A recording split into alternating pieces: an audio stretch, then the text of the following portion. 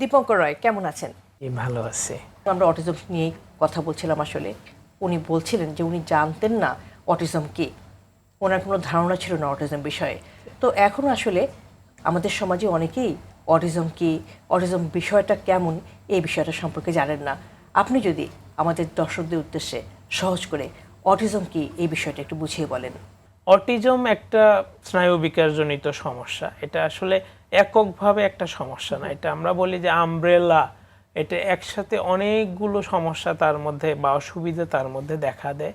Autism সম্পর্কে মানুষের সচেতনতা এখনো সেই পর্যায়ে পৌঁছায় নাই। হ্যাঁ, সেটা বাস্তব এক্সপেরিয়েন্স না হওয়া পর্যন্ত মানুষ আসলে প্রকৃতভাবে এখনো বুঝতে পারে না যে অটিজমের সিমটমসগুলো কি, অটিজম কখন থেকে আমরা বুঝতে পারবো যে তার এই ধরনের অসুবিধাগুলো হচ্ছে।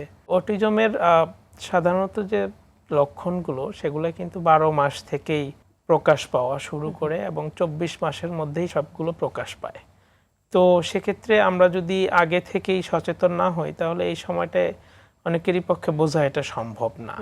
আমরা কিভাবে বুঝবো যে আসলে অটিজমের লক্ষণ আছে কারোর মধ্যে? তো সেই বিষয়টা যদি আমরা খেয়াল করি যে আসলে 3টা ক্ষেত্রে অটিজমের লক্ষণগুলো প্রকাশ পায়। তার আচরণগত কিছু অসুবিধা দেখা দেয় এবং তার হচ্ছে কমিউনিকেশন বা আমরা বলি যোগাযোগের ক্ষেত্রে তার কিছু অসুবিধা দেখা দেয়। যোগাযোগের ক্ষেত্রে আমি যেটা বলবো যে সে কারোর সাথে ইন্টারেকশন করতে চায় না। তার যে 12 মাস বয়সে একটা সাধারণ একটা শিশুর ক্ষেত্রে যে ভাষাগত যে বিকাশটা হয় সেটা সে করতে পারে না।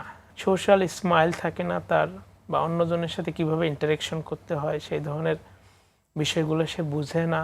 তার আই কন্ট্যাক্ট থাকে না। সব থেকে যে বড় বিষয়টা হচ্ছে সে কারো দিকে তাকিয়ে কথা বলে না, হয়তো মাথা নিচু করে তাকিয়ে কথা বলে। আর আচরণগত আমরা বলি যে সে হয়তো তার রিপিটিটিভ আচরণ প্রকাশ পায়, একই আচরণ সে বারবার করতেই থাকে। হয়তো সেটা একটা সাউন্ড, সে একই সাউন্ড সে বারবার করতেছে, তার একই জায়গায় সে বারবার ঘুরতেছে, একই আচরণ, যেমন সে এক হাত পা একইভাবে সে নাড়াচ্ছে। তো এই বৈশিষ্ট্যগুলো কিন্তু হচ্ছে একজন অটিজম শিশুর আর্লি ওয়ার্নিং সাইন হিসেবে আমরা ধরে থাকি এবং এগুলো 12 মাস থেকেই প্রকাশ পাওয়া শুরু করে।